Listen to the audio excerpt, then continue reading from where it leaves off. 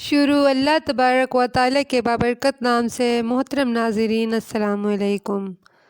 نبی کریم صلی اللہ علیہ وآلہ وسلم نے ارشاد فرمایا، 3 لوگ ایسے خوش نصیب ہیں جنہیں دیکھ کر رب مسکرا دیتا ہے۔ سبحان اللہ۔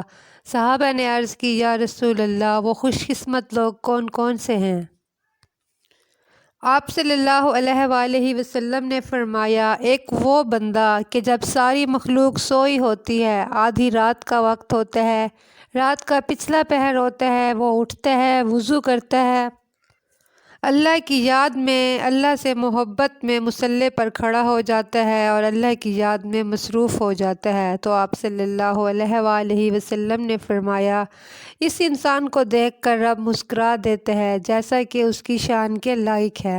اللہ مسکراتے ہیں اور کہتے ہیں، یہ تو اس کے سونے کا وقت ہے، یہ تو گہری نیند آنے کا وقت تھا، رات کا پچھلا پہر ہے، جب اسے کوئی دیکھنے والا نہیں، یہ میری محبت میں کھڑا ہو گیا ہے۔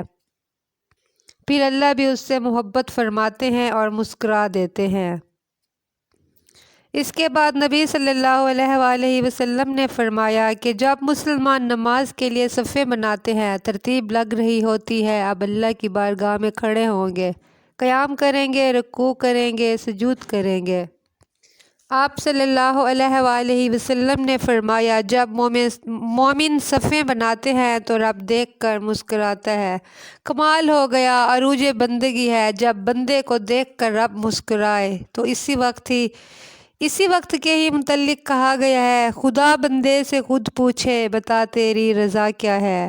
پھر نبی صلی اللہ علیہ وآلہ وسلم نے فرمایا، جب مجاہد جہاد کے لیے صفیں سیدھی کرتے ہیں، آج تو یہ رب کے نام پر مرنے ہی آ گئے۔